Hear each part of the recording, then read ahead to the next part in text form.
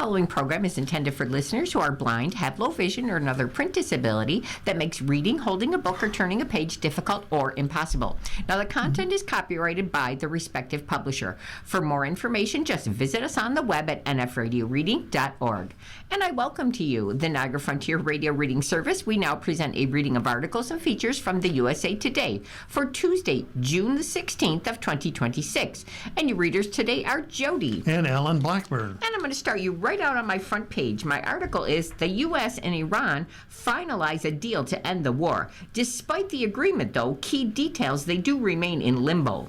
The U.S. and Iran were set to begin a week of high-stakes diplomacy after announcing on June 14th a framework deal to end the war and reopen the Strait of Hormuz, a preliminary agreement that has already pushed oil prices lower, but it leaves the fate of Iran's nuclear program to future negotiations. The deal with the Islamic Republic of Iran is now complete, President Donald Trump said on Truth Social. Congratulations to all. I hereby fully authorize the toll-free opening of the Strait of Hormuz and simultaneously herewith, I authorize the immediate removal of the U.S. naval blockade. Now, after the U.S. and Israel started the war, Iran began exercising control over the Strait of Hormuz, imposing maritime fees and transit regulations for vessels passing along that vital trade route. Vance says no more back channels. Mediators will be facilitating a series of meetings this week before the agreement is expected to be formally signed on June 19th in Switzerland. Now, in an interview on CNBC, Vance said Iran's foreign minister and House Speaker will represent Iran at the signing. Many details of the deal, though, are to be sorted out, he had added. Vance said the U.S. is now in direct talks with Iranian leaders, a range of whom are expected to attend this formal signing. Companies, though, they await the mine removal. Trump, on the morning of June 15th, was traveling to the Group of Seven meeting in France, where the framework will be a major topic of discussion. G7 nations, Britain and France, are leading a coalition of nations that have volunteered to help demine the Strait of Hormuz and ensure the safe passage of commercial ships once fighting in Iran has ceased. The nuclear deal and Lebanon, though, are uncertain. While the agreement is expected to reopen the strait and bring an end to the fighting, many key details remain unresolved. Now, that includes how the two sides will address Iran's nuclear program and Israel's strikes against the Iran-backed group Hezbollah in Lebanon. In an interview with the New York Times, Trump said if Iran failed to reach a final nuclear accord with the U.S., he would then restart military attacks on Tehran or make the U.S. the guardian of the Middle East in return for 20% of the region's revenues. UN calls for maximum restraint. The United Nations' human rights chief Volker Turk, on June 15th, he praised this preliminary agreement between the U.S. and Iran and urged the countries to exercise restraint so a lasting peace deal it could be reached. I welcome the announcement that the U.S. and Iran have agreed on a peace deal that provides for immediate and permanent ceasefire, the reopening of the Strait of Hormuz, and a framework for further negotiations, he said. Now, at this fragile moment, it is clear all sides need to exercise maximum restraint and work to implement the agreement reached quickly and in good faith, he had added. The White House hosts a brutal Trump brand birthday bash. Call it the Donald Trump Spectacular, the Vegas meets White House extravaganza at dusk. Seated under the Claw, a 90-foot tall arch adorned with glimmering stars and stripes lights looming over a Coliseum-style arena on the White House South Lawn, the president, on his 80th birthday, spent the evening of June 14th taking a series of Ultimate Fighting Championship mixed martial arts cage matches. Trump sat ringside next to the 8-sided fighting enclosure known as the Octagon, flanked by First Lady Melania Trump and UFC CEO Dana White. The high-octane event, which historians have called unprecedented, coincided not just with the president's birthday, but also Flag Day, and was billed as part of America's 250th anniversary celebrations. As Trump and White first walked over from the Oval Office to the arena, holding about 4,000 people, the crowd, featuring Trump's family members, business honchos, including Facebook's Mark Zuckerberg and Paramount Skydance's David Ellison, Cabinet secretaries and U.S. service members erupted in cheers. Military jets soared over the White House during the national anthem. Trump's family along for the ride. For Trump, it was a family affair, a show he took in after a family birthday dinner at the White House. The President and First Lady were seen chatting frequently throughout the event. Sitting right behind them was their son Barron, who was 20 years old now, who made a rare public appearance. The youngest of the President's children, Barron, lives in the White House and attends New York University's campus in Washington. All 5 of Trump's children attended the event, including newlyweds Donald J. Trump Jr. and Bettina Anderson, who were married in May. Trump's daughter, Ivanka, who helped plan the event, was there with her husband, Jared Kushner. Tiffany Trump and her husband, Michael Boulos, and Eric Trump were also ringside. Some of the president's grandchildren were there, too. Family members even joined the president in the blood-soaked ring at the end of the event to congratulate the winner of the last bout. The crowd cheered and howled as the fighters made their way in from the White House to the arena, giving the event a carnival-like vibe. A violent sport and a pugilistic president. The first of the 7 fights featured Diego Lopes of Brazil against American Steve Garcia. The Brazilian won the fight and climbed the octagon fence in victory. The crowd went wild. The visuals of fighters warming up inside the White House and sauntering down the Truman balcony, many of them wrapped in the American flag, was an unusual spectacle indeed. But for Trump, the event was on brand. After all, this is the president who, immediately after the assassination attempt in Butler, Pennsylvania, defiantly pumped his fist in the air, blood dripping from his face, declaring, "Fight, fight, fight." It has since become a rallying cry for his supporters, and a portrait capturing the scene is displayed prominently in the White House. The vicious combat sport reflects the president's own brand of combative, prisoners politics. He has had nasty nicknames for people who cross him, and has openly called for the arrest and prosecution of judges and state prosecutors. He hates his birthday. Though the president's opponents have argued the event is undignified and not worthy of the White House, those are subjective questions of taste, said Jeffrey Engel, founder and director of the Center for Presidential History. What's troubling to Engel is that the president is profiting from it. He pointed to the president's trust having purchased $15,000 to $50,000 worth of stock in TKO Group Holdings, their parent company of UFC, in March. What I think is indisputable is that the President of the United States is using the White House lawn to make money for himself. And this is no ordinary presidential library. What Obama's center reveals about race, place, and the 44th president. Barack Obama's presidency was like none that came before. Now, that's also true of Obama Presidential Center. Now, that's being dedicated June 18th on the south side of Chicago. The edifices that presidents build after they leave the office reveal their preferred view of history and of themselves, what achievements they want remembered and what missteps they hope will be forgotten, of course. Just look at the initial whitewash of the Watergate scandal at Richard Nixon's library, and then the minimal account of Bill Clinton's library of his impeachment. Well, what lessons can we learn from Obama from his chunky tower as this opens for business? Nearly a decade has passed since the 44th president moved out of the White House, making way for Donald Trump. His successor has tried to dismantle his legacy and routinely deploys his middle name as a suggestion of suspicion, Barack Hussein Obama. Now, one conclusion the building's dedication has confirmed there are hard feelings. Obama did not invite Trump to attend. The first time the sitting president won't be at center stage for the opening of a modern presidential library and museum. Now, they do have a big color picture right on the front page of this. It's taken across the water, framed in by trees and grass, so you're looking across at it. And then the huge tower is in the background. You can see this in Chicago, like they said. And it reads, the Obama Presidential Center towers over Jackson Park on May 15th in Chicago. The center is going to open to the public on June 19th, or the Juneteenth holiday that celebrates the end of slavery in the U.S. So we already knew this. He is black. Obama's standing as the first black president is all but guaranteed to be in the opening lines of any broad account of his tenure.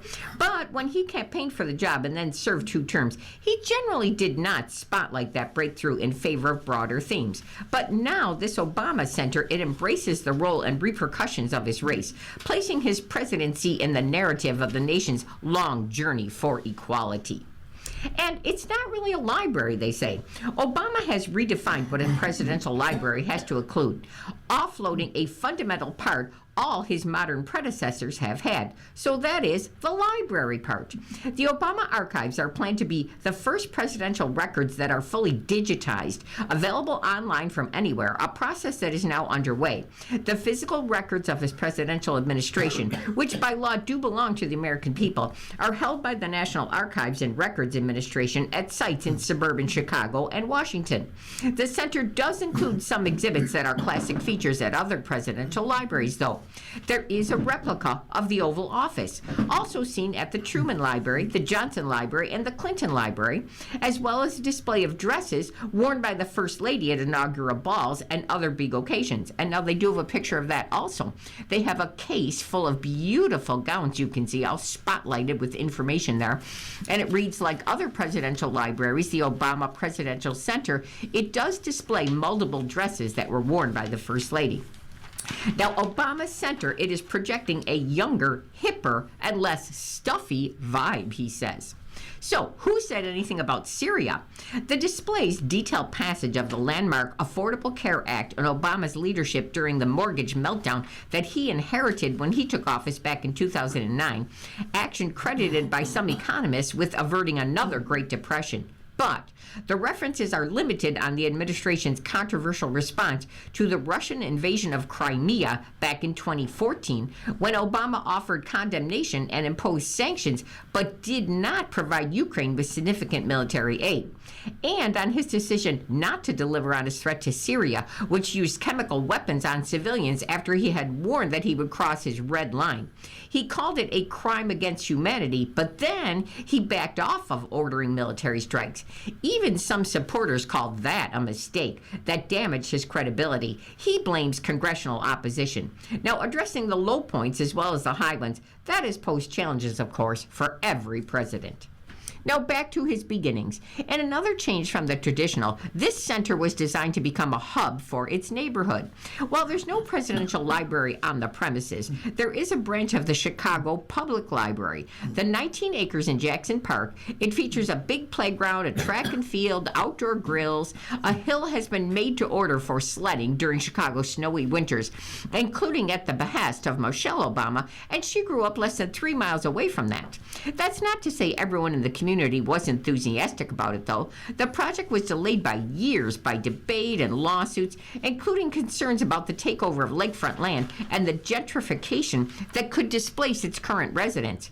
It was originally planned to open back in 2021 at a cost of $500 million, timing that would have meant Obama's Vice President Joe Biden would have been the sitting president and surely in attendance. Now, instead, it ended up 5 years behind schedule and $350 million over budget, with President Trump back in office for his second term. Obama had considered another location. Finalists included pitches from the University of Hawaii, in the state where he had been born and spent much of his childhood, and Columbia University, where he had graduated from college. But he settled on a proposal by the University of Chicago, which is on that city's south side. In the end, he went back to his beginnings, where he had started in his 20s as a community organizer and then returned at age of 64 to open a presidential center with some of his same mission in mind. You're listening to a reading of today's USA Today on the Niagara Frontier Radio Reading Service. The time is 12:13. Missouri plane crash leaves 12 dead, including 11 skydivers. 12 people are dead after a skydiving plane crashed in Missouri, according to Bates County Emergency Management. Dennis Jacobs, director of Bates County Emergency Management, told USA Today that 11 people aboard the plane were skydivers, and the other person was the pilot. The plane, identified by the Federal Aviation Administration as the Pacific Aerospace P-750, crashed June 14th just after takeoff from Butler Memorial Airport in Butler, Missouri, about 65 miles south of Kansas City. It's the deadliest crash in the airport's roughly 50-year history, said Jacobs, who is the airport manager. Of the 11 skydivers, 9 were experienced and 2 were set to take tandem jumps, Jacobs said, adding that the multiple horrified witnesses saw the crash, including some loved ones of those on board. One lady that was there was watching her brother on the plane, and his wife was there too, and she was supposed to be on the plane with him, Jacobs said. He said the wife was a regular skydiver who was bumped from the flight by a tandem jumper. The private plane, operated by Skydive Kansas City, had departed from Butler Memorial Airport and turned around for an unknown reason before crashing near a local highway about 11:20 a.m. local time, according to the Bates County Emergency Management. Skydive Kansas City flew numerous trips over the weekend, Bates County Emergency Management said. The plane took off Sunday, but struggled to climb and tried to make a rough turn before crashing to the horror of those watching. They weren't able to get over 100 feet off the ground, Jacobs said, adding that the weather was beautiful. It was very likely to be an engine problem. But we won't know until the NTSB report, he said, referring to the National Transportation Safety Board. Troopers were on the scene assisting the Butler Police Department and the Bates County Sheriff's Office. The Missouri State Highway Patrol said in an ex-post on June 14th. Emergency crews and law enforcement, including Missouri State Highway Patrol, the FAA, and the NTSB, were searching the area. Bates County Emergency Management told USA Today no survivors were found along the flight path. The investigation was expected to last several days. Supreme Court won't hear the tariff challenge. The justices move. It paves way for a new Trump action. The Supreme Court on June 15th declined to hear from businesses challenging President Donald Trump's tariffs on China, which he imposed in 2018 under a different law than the emergency duties the High Court struck down back in February. The justices' decisions not to review a ruling upholding these tariffs could embolden the administration as it seeks to replace many of the emergency tariffs Trump tried to impose last year. And it leaves in place import fees that companies opposed to the tariffs said are costing American consumers nearly $75 billion a year. At issue were some of the tariffs imposed during the first Trump administration on imports from China under the 1974 Trade Act, which allows the U.S. to take action against another country's unfair trade practices. In June, the U.S. Trade Representative's Office proposed tariffs of up to 12.5% on imports from 60 countries it says haven't done enough to crack down on forced labor. If implemented along with recent changes to steel and aluminum tariffs, the amount of money collected could replace roughly half the projected revenue loss from the Supreme Court's ruling against Trump's other tariffs, according to the Nonpartisan Committee for Responsible Federal Budget. Now, using the Trade Act instead of the emergency authority to impose tariffs is a more complicated process. But once the administration conducts fact-finding and holds hearings on another country's trade practices, it's still too easy to dramatically ratchet up the tariffs. The companies challenging the 2018 tariffs had argued. HMTX Industries and other flooring and electronic businesses, they were hurt by the tariffs. They said that's what happened after China retaliated for an initial round of tariffs on $50 billion in imports, prompting the first Trump administration to impose additional duties on $320 billion worth of imports. The administration did so using authority under the Trade Act to modify the existing tariffs. But Congress nowhere gave the U.S. Trade Representative the vast power to engage in an open-ended trade war under the modest modification provision. Lawyers for the businesses that challenged those tariffs said in their own appeal.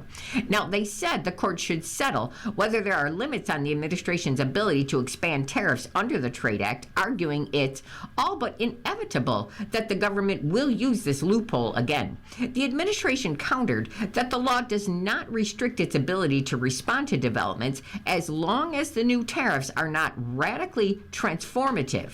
And if Trump does use the Trade Act again to impose tariffs, the Department of Justice wrote in a filing, the court would have ample opportunity to address the scope of those provisions. Hunter and Jill Biden are breaking their silence. Hunter opens up on X. First Lady has no regrets. On June 3rd of 2024, Hunter Biden was sitting in a courtroom facing federal gun charges. His stepmother, former First Lady Jill Biden, sat in the front row to show her support. It was her birthday. He did not take the stand in his defense. Unlike some members of his family, the First Lady did not testify either. But 2 years on, it turns out, both the son of the former President Joe Biden and the former First Lady have plenty to say, and the internet is here for it. Since his debut post on X on May 19th, Hunter Biden has amassed more than 780,000 followers within a span of weeks. That post, which is pinned to his profile, reads, "I'm Hunter Biden. You've never actually heard from me." Meanwhile, Jill Biden's memoir, View from the East Wing, was released on the eve of her birthday and has topped the New York Times bestseller list. Hunter Biden on the Trump family and addiction. Hunter Biden, who's 56 years old, the first child of a sitting president to be convicted of a crime, was pardoned by his father a month before Joe Biden left office. He had pleaded guilty to tax violations and was convicted on firearms-related charges.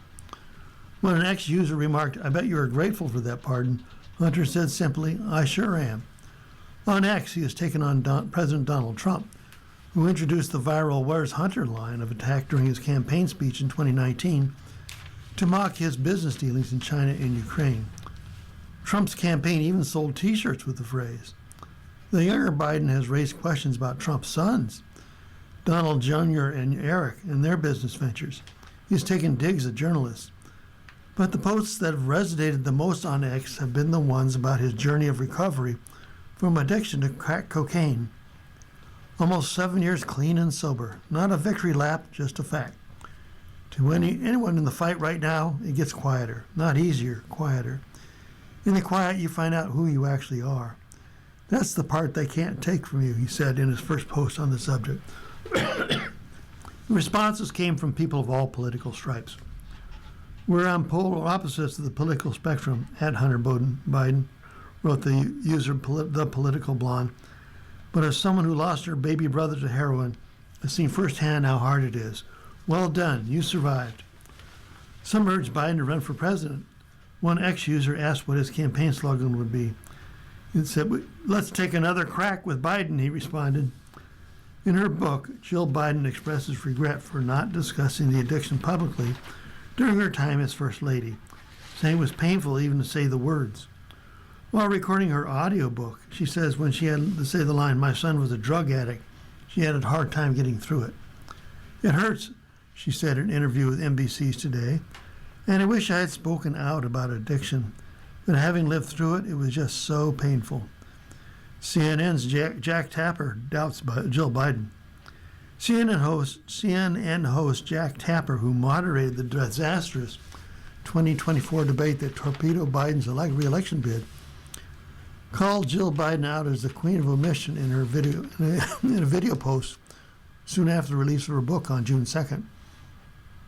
Tapper challenged the former First Lady's assertion that if her husband had exhibited cognitive impairment, she and the president's staff would not have hesitated to say so. "All that is very hard to believe, if not downright false," said Tapper, based on behind-the-scenes interviews he had done. In a June 3rd post on X, Hunter Biden accused Tapper of attacking Jill Biden while ignoring the Trump family's business ventures. "So let me get this straight. Jack Tapper is focusing on attacking my mom," Hunter Biden wrote. "Jared and Ivanka are building a private island paradise on Albanian protected land. Don Jr. married the daughter of Epstein's banker. And a startup fund just got a record $620 million Pentagon loan. Eric is taking an Israeli drone company public for $1.5 billion in the middle of a war with Iran that nobody wanted." In another post, Biden mocked Tapper, comparing him to the clueless newscaster in the movie Anchorman, for not paying attention to Trump's frequent medical checkups and instead focusing on his mother. Trump hasn't made a public appearance in 8 days. This after an unscheduled visit to the hospital because he likes getting checkups. Thank God Jack Tapper, or as I like to call him, the Rick Tamlin of his generation, is on a case hunting down clues in a book about my mom's experience as First Lady 4 years ago, he wrote. Last week, Trump was asked by Fox reporter Peter Doocy, how he thought Hunter Biden would do in a 2028 Democratic primary.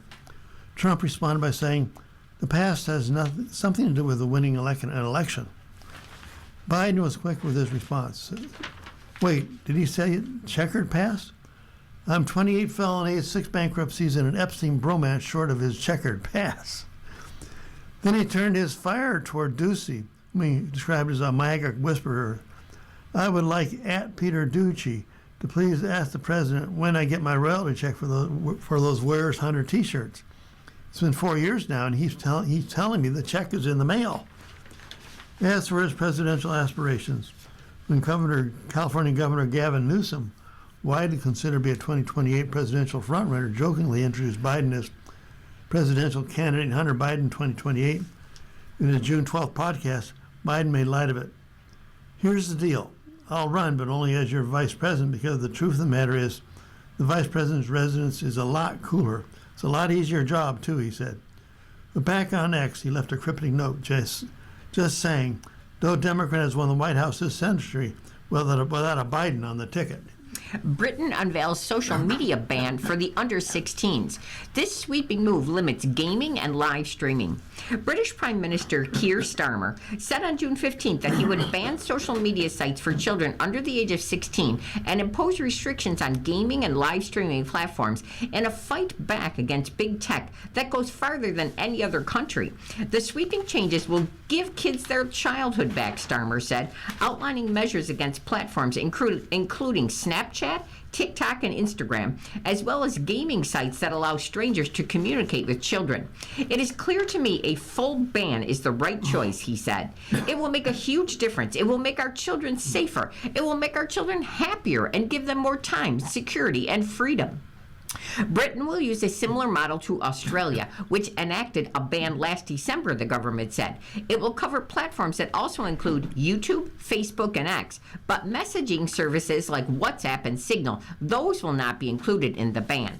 Britain will introduce world-leading blocks on harmful functions like live streaming and stranger communication with children under 16. Will the ban be in place next spring? The government already has the powers to take the first steps in any ban, he says, with regulation to follow by the end of the year and then a prohibition in place by the next spring. Britain increasingly has toughened its approach to tech companies in recent years, urging or forcing them to impose age verification, adopt their algorithms, and, most recently, prevent children from circulating nude images taken on their mobile phones.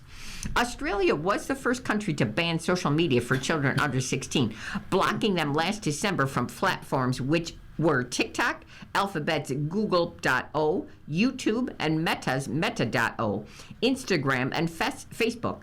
Since then, a raft of countries has said they are also looking to regulate access to social media amid mounting concerns over the impact on children's health and safety. Extensive consultations.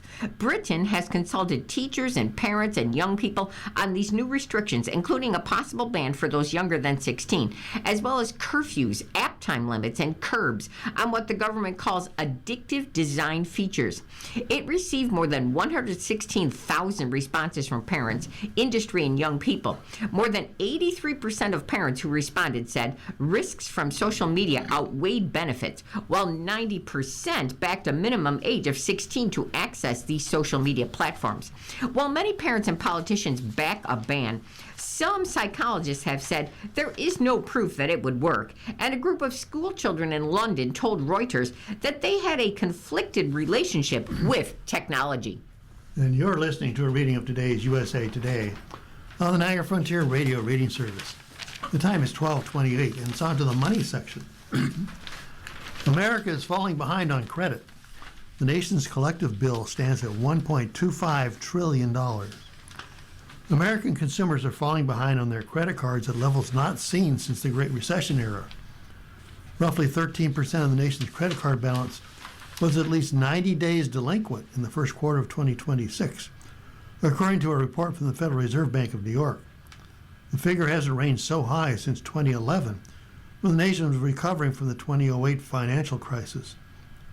The nation's collective credit card balance stands at $1.25 trillion, just below its historic peak. Credit experts say the numbers suggest a small but growing share of American consumers have fallen into a pit of credit card debt, a hole from which they cannot easily dig out.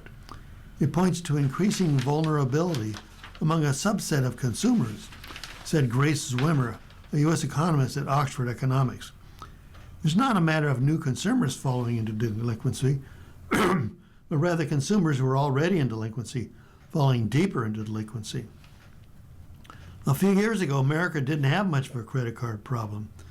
The nation's collective credit card balance actually declined through much of 2020 and 2021 as consumers rode out the COVID pandemic and cashed federal stimulus checks.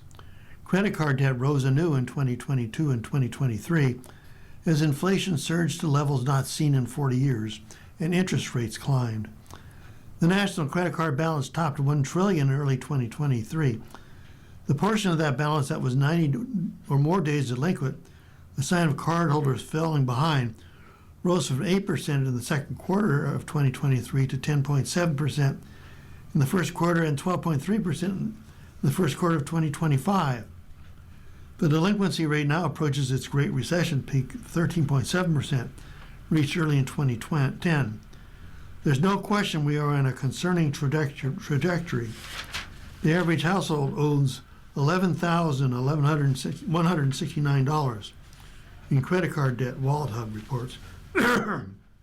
Cardholders are still struggling with a vexing combination of elevated inflation and interest rates. Lana Lynch, a 29-year-old podcaster, found herself in credit card debt 3 times over the past decade, most recently with a $40,000 debt on 6 cards. Inflation had increased and everything cost more, she said.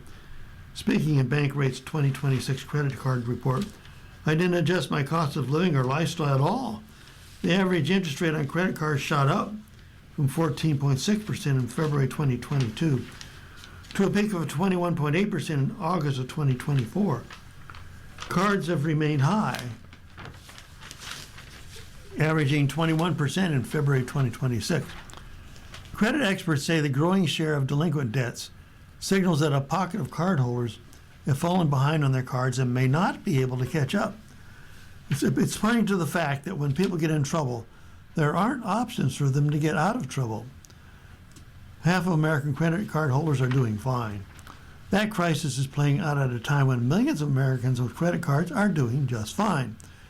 Roughly half of all cardholders carry a balance from month to month, and the other half pays their cards off every month, which means they don't pay double-digit interest on the debt they accrue. There are a lot of people who pay on time, and there are a lot of people who are super late, said Ted Rossman. It's not big, evil, scary debt if you're paying it off every month and getting the free miles. Rossman theorizes that high delinquency rates probably represent a relatively small number of consumers with significant balances large enough that they cannot easily repay them. You're probably not going to be 90 days late over $100, he said. Even while the amount of delinquent card debt is rising, the number of delinquent accounts remains relatively stable, according to a report from the Federal Reserve Bank of Philadelphia. Auto loan delinquencies are at a record high. Credit cards aren't the only category of debt bedeviling American consumers.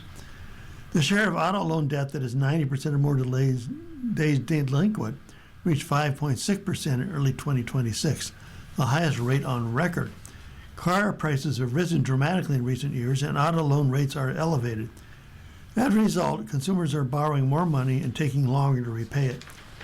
Mortgage delinquencies, by contrast, are nowhere near the levels reported in the Great Recession, the crisis set off by a meltdown in the housing market. Rossman and other experts do not see a parallel between the current credit card crunch and the 2008 crisis. Credit card delinquencies are rising, but at a slower rate than 2 or 3 years ago. And the rate of newly delinquent credit card accounts is elevated but stable. I don't think the situation is even close to as dire as it was leading up to the Great Recession. Private Medicare plans deny care. Many denied specialized care at highest rates. Large Medicare Advantage health insurance companies routinely denied requests from older adults who tried to get rehabilitation or other types of post-hospital specialized care. More than half of the requests for both long-term care and rehabilitation were rejected by major private insurance companies that offer Medicare Advantage plans, according to the Department of Health and Human Services.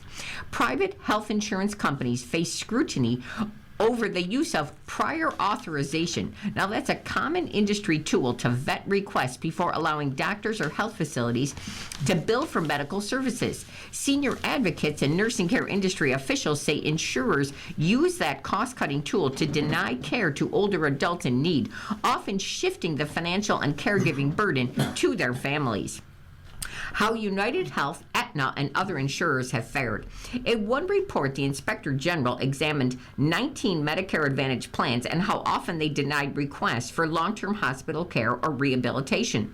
Unlike traditional government-run Medicare, Medicare Advantage plans are administered by private insurance companies. Medicare Advantage plans get a set amount of federal funding per patient and can keep more profit if they control the costs through strategies like prior authorization and limiting networks of the hospitals and the doctors. The three largest Medicare Advantage companies, that's CVS Health/Aetna, Humana, and United Health Group, they had among the highest rejection rates of the private Medicare insurance plans. The report said CVS Health rejected 80% of requests from older adults to get care at long-term hospitals. Humana and United Health both denied more than 70% of requests for long-term care. The smaller Medicare Advantage plans rejected an average of 42% of long-term care. For-profit Medicare Advantage plans were more likely to reject service requests than nonprofit Medicare plans, suggesting financial incentives may be partially driving higher denial rates, these reports have said. The denial care burdens the families, though. Groups representing post-hospital care providers said federal reports highlight the frustrations that families and rehab facilities face when seeking to obtain insurance coverage for necessary services. When older adults appealed, Medicare Advantage plans overturned 36% of these long-term care hospital denials and 43% of the rehabilitation denials. Fallon of Leading Edge said some families endure multiple rounds of appeals to contest denials. Other families whose claims have been denied attempt to pay their own costly bills. You're paying the full rate, and not everyone can afford that, he says. A March report from AARP found that home care and assisted living costs for older adults and people with disabilities have surged over the past 5 years, straining affordability for middle-class families. The AARP report said the cost of the most common type of long-term services, that's home care and assisted living services, it has surged nearly 50% from 2019 through 2024, far outpacing median income growth of 22% for senior households. Some areas fighting to heave the beeve. Buc-ee's, that's spelled B-U-C-E-E, the wildly popular gas station convenience store tourist destination from Texas, has plans to open up new locations around the country that extend into 2031. The massive travel centers have passionate fans who rave over the convenience, the row upon row of gas pumps, the cleanliness, and the fresh store-made foods and beaver-themed treats. Buc-ee's also brings hundreds of jobs to a community and can generate millions of dollars in revenue and can bring thousands more visitors a day who might also hang around to check out the local diversions and shops. Not everyone is happy to see a Buc-ee's sign go up, though. Ahead of a proposed 74,000 square foot Buc-ee's off Interstate 75 in Port Charlotte, Florida, some residents have raised concern over increased traffic will bring to the area. The site chosen is also entirely within the coastal high hazard area and the floodplain, locals told Gulf Coast News, and could disrupt endangered fish in a nearby nursery. Plans for another Florida location in St. Lucie County had to be resubmitted after addressing environmental concerns about potential impacts on wildlife, including migratory birds and sea turtle hatchlings. The county commission Also had to approve a variance to local zoning regulations to allow Buc-ee's iconic 100-foot sign to loom over by the highway. Buc-ee's protests across the nation. In Palmer Lake, Colorado, a former school bus with a Stop Buc-ee's banner drove around northern El Paso County following local protests at a December city meeting to discuss a potential location in the area. Palmer Lake Mayor Glant Havenar told KRDO in February that the project is still very much in the beginning stages, while the city waited for results from multiple studies in traffic and water use. Several residents and nonprofit organizations sued the city to try to block the plans. Buc-ee's withdrew its request in March, the Cron reported, citing a technical issue. In Springfield, Missouri, protesters marched against city incentives for new Buc-ee's that included up to $9.2 million to be paid to the company over 20 years as reimbursement for necessary infrastructure improvements. At Oak Creek, Wisconsin, residents in April sued to stop the city from rezoning land for proposed Buc-ee's there. A Heave the Beeve fundraiser said that the runoff from the new Buc-ee's would affect local groundwater in the nearby Root River and could endanger a nearby horse farm. The lawsuit was dismissed. Critics of a proposed 74,000 square foot location in Stafford, Virginia, spoke up about the estimated increase of more than 20,000 vehicles daily, the noise, the light pollution, and decreased air quality.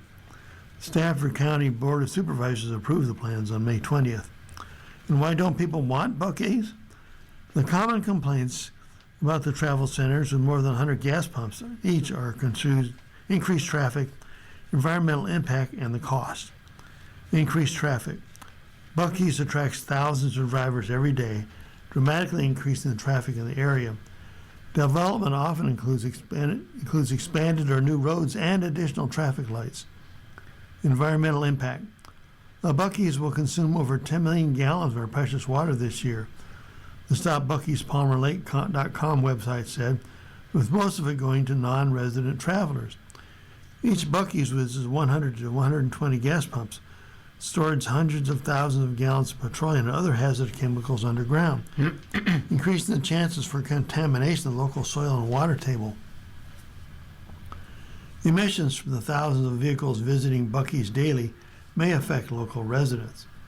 Buc-ee's developments may disrupt local wildlife and endangered species with light pollution, noise, trafficking, local chemical runoff. Local revenue. Buc-ee's often receives large tax breaks from local municipalities as incentive to come there and may negotiate capital incentives to pay for improvements.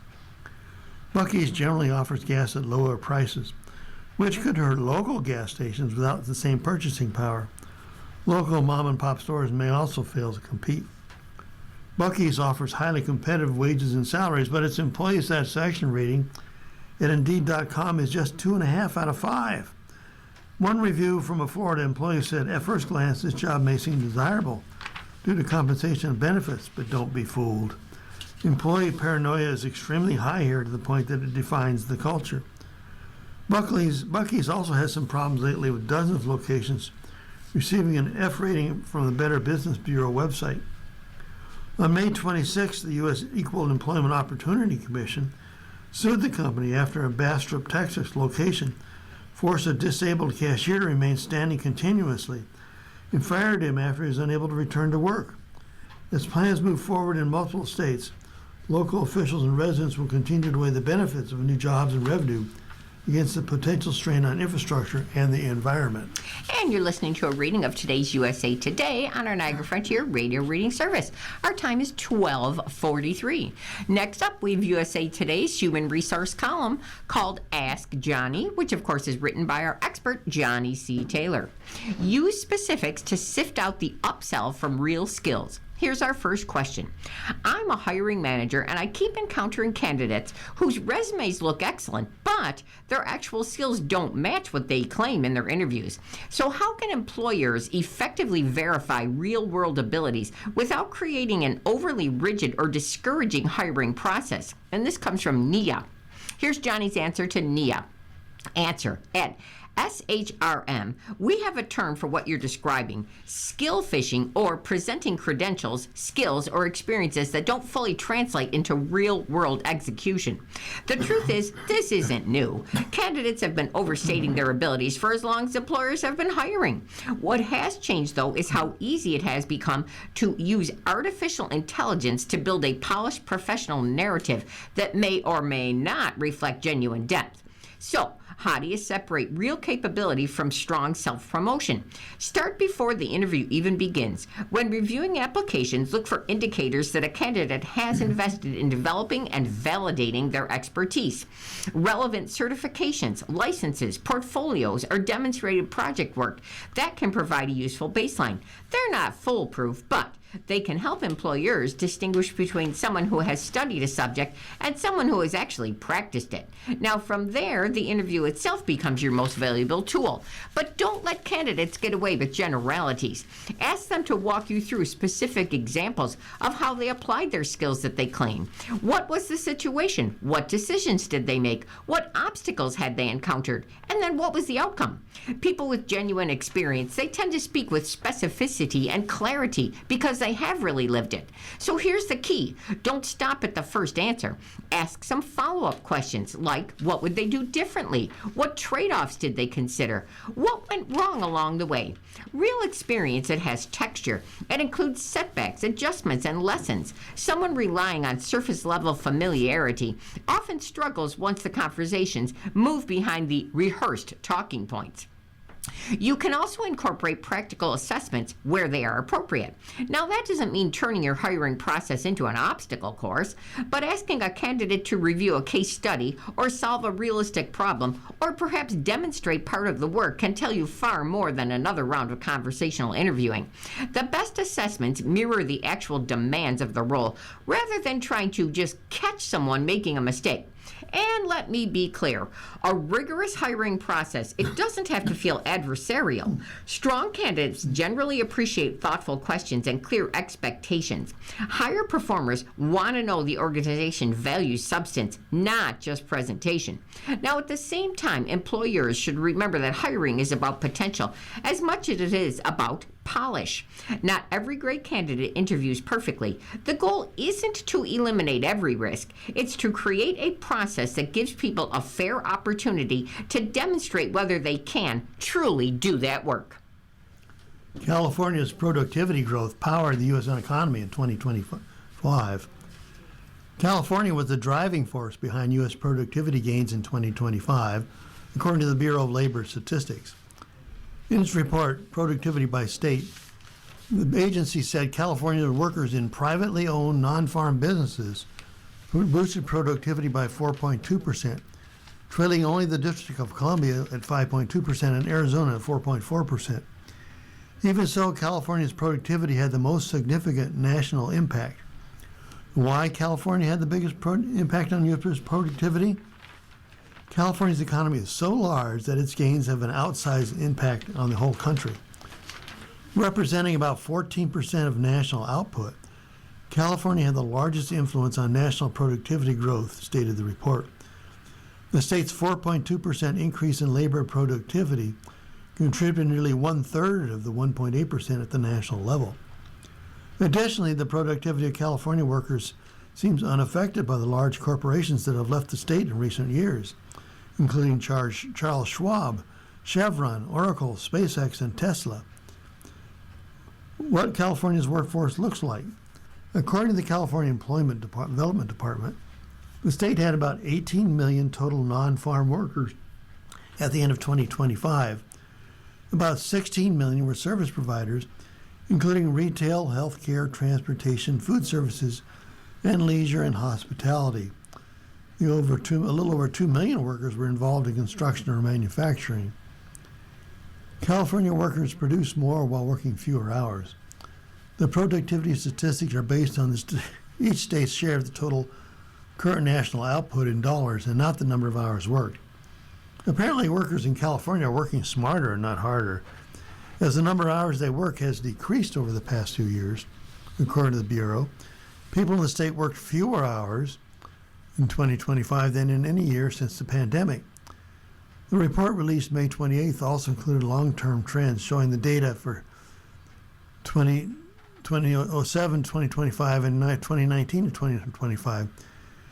California is ranked third for labor productivity by state annual percent change, 2007 to 2025, behind only states of Washington and North Dakota. Because of its population, however, California again had the most influence on contributions to the national labor productivity, doubling the contributions of either Texas or New York, the next most productive states on the list. The Bureau's Office of Productivity and Technology measures productivity for six major sectors of U.S. economy: business, non-farm business, non-financial corporate business, total manufacturing, durable goods manufacturing, and non-durable goods manufacturing. Comparing productivity statistics to working hours can determine how efficiently work in each state and each sector is converted into goods and services. Parton launches a Cup of Ambition coffee brand. The Tennessean roadside destination is also in the works. A Cup of Ambition is the key to starting the morning off right. Now that's according to Dolly Parton. Inspired by Parton's Grammy-winning single called 9 to 5, the country music phenom is jumping into the coffee business with the launch of her new signature coffee brand called Cup of Ambition. Available in light, medium, and dark roast, the initial range of offerings will debut at the grand opening of Dolly's Tennessean travel stop in Cornersville, Tennessee. That's about 60 miles south of Nashville. Those who attend the grand opening will be among the first to sample Cup of Ambition, but the new blends will be available for purchase nationwide in the ground and the K-Cup offerings later this year. I've spent a lifetime working 9 to 5, and every hour in between. It takes a lot of energy to pursue your passion and navigate each day, she said. That's why I wanted to make a coffee that works just as hard. You know, I begin each morning with a head full of dreams, a notepad full of ideas, and a cup of coffee or two, of course. Whether you're chasing your dreams, tackling that to-do list, or just enjoying a quiet morning at home, I hope it brings a smile with every sip. Dolly's Tennessean travel stop is opening soon. Dubbed a roadside destination built around comfort, care, and Tennessee hospitality, Dolly's Tennessean travel stop. It will feature food, merchandise, live music, and in true Dolly Parton fashion, coffee from her Cup of Ambition. According to a report from the Tennessean, which is part of USA Today, this one-of-a-kind travel stop, it blends Tennessean travel stop's legacy of service with Parton's cultural influence. A large-scale celebration will mark the grand opening of the travel center on June 24th, with a week of celebrations to follow up on July the 4th. I have spent the bulk of my life on the road, and more specifically on a bus, this singer has said in a news release. All the years spent visiting Greasy Spoon cafes and truck stops and roadside pit stops, they have given me an understanding of what travelers desire on the road. Now, the design and details, including the layout, they have not yet been released, but the revamped travel stop, it is expected to feature modern amenities, curated dining, and regional retail offerings. The logo incorporates Parton's silhouette with a nod to a traditional truck mudflap designs. So, here's some little points about what the space will offer. Fuel stations for cars and trucks, parking for trucks, EV charging stations, truckers lounge, general store, Doggy Parton dog park, restrooms, restaurant and cafe, Cup of Ambition coffee, DLY barbecue, main stage, Murac, tour bus, back patio, upstairs lounge, and event space. And of course, there is a beautiful color picture of Dolly Parton. She's in one of her signature beautiful costumes with her hair the same way, waving and looking very glamorous. And it reads, Dolly Parton, this was a picture from 2023, is now venturing into the coffee market with the launch of her Cup of Ambition. That's a signature coffee blend. Anything else, Alan? Yeah, we have the feds are dismantling climate change monitoring. Scientists decry the loss of vital information. The National Science Foundation has begun dismantling a major ocean monitoring network more than a decade earlier than planned. Some scientists say it will be a tragic loss of crucial information about the world's warming oceans. The dismantling will end most of the monitoring in one of the world's most advanced continuous observing systems, less than halfway through its intended 25-year lifespan. Researchers warn that the loss of the measurements will limit efforts to better understand ocean phenomena, including marine heat waves, hurricanes, fisheries, and long-term shifts in climate, even as oceans reach record warm temperatures. The Science Foundation funded Ocean Observatory's initiative oversees web-like arrays of instruments and sensors from the surface to the ocean sea floor in remote ocean regions. The foundation removed 4 of its last 5 arrays by the end of summer of 2027. The reason for the removal remains unclear. In a media statement, the foundation indicates it is shifting to a more nimble approach and new scientific priorities. But part of its justification has been questioned and challenged by the National Academies of Sciences, Engineering, and Medicine, and authors of a key academies report. The announcement comes after dramatic budget cuts were proposed in 2025. Like other federal agencies and programs, the foundation has been under pressure to slash budgets and staff and to de-emphasize work on what has been called climate alarmism by members of the Trump administration and supporters. Scientists say Deep Ocean Network filled gaps in monitoring. The Ocean Initiative, which came online in 2016 at a cost of more than $360 million, originally included 7 arrays. It's a marvelous scientific experimentation from the surface to the deepest part of where they are moored. The hundreds of instruments are separate from the network NOAA uses to monitor global ocean conditions for climate outlooks and weather forecasting. In the global ocean observing system that we base our climate weather prediction forecasts on is safe. The Ocean Initiative is not, to the frustration of McLean and many other ocean climate scientists. Removal of the array off the Pacific Northwest coast is underway and expected to complete later in June. 3 others will follow in the Gulf of Alaska, on the continental shelf off New England, and on the Imminger Sea southeast of Greenland.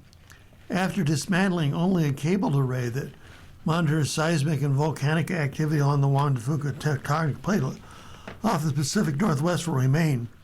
2 arrays in the southern oceans off South America were discontinued in 2018 and 2020.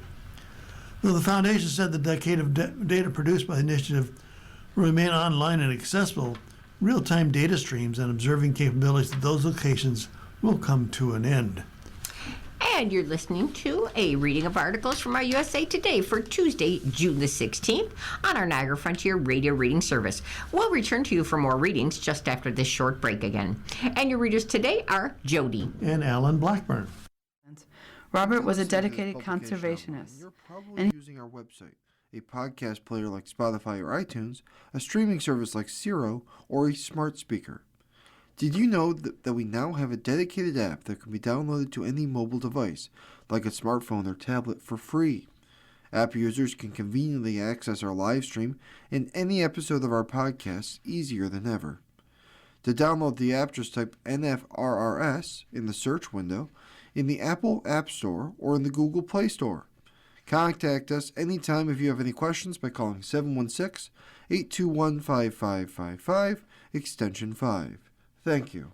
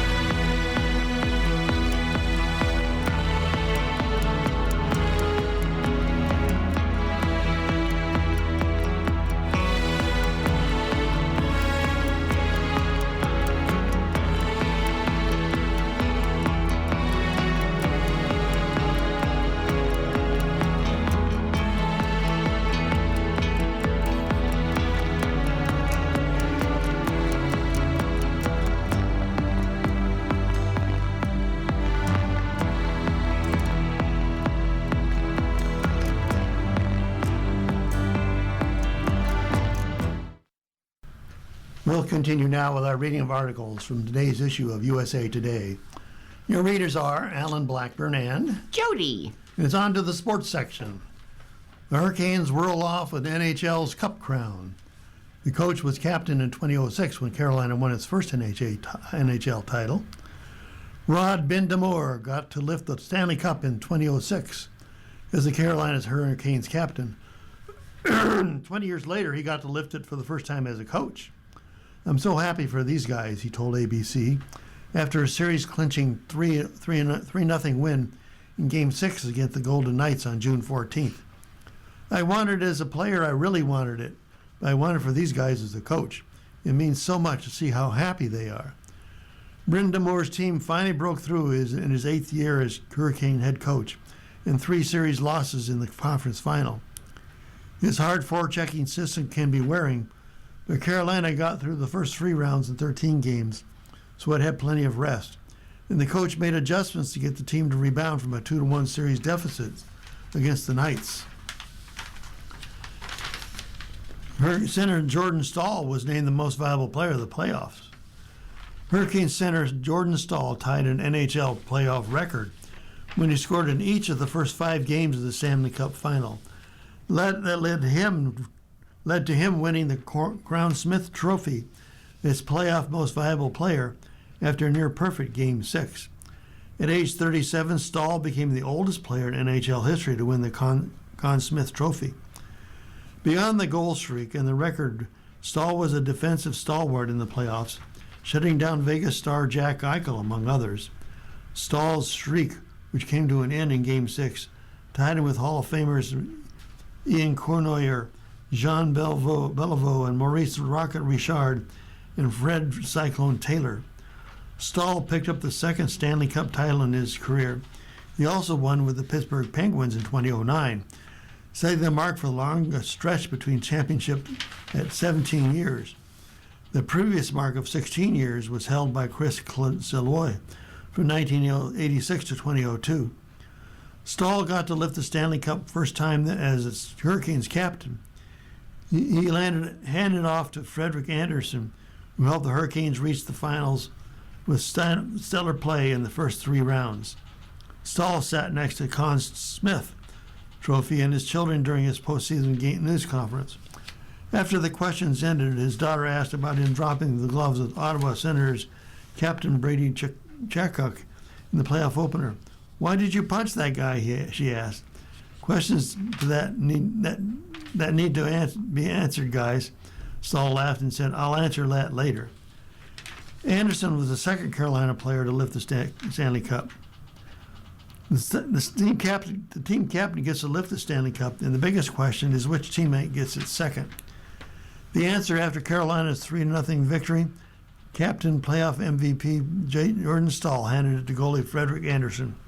"I did not expect that," Anderson told ABC. Anderson didn't play or dress in the last 3 games, as Brandon Bussi started and excelled for 3 consecutive wins. But the Hurricanes would not have reached the final without the play of Anderson, who went 12-1 with a 1.44 goals against average and 931 save percentage in the first 3 rounds. "He's the reason we're here," Bussi told ABC.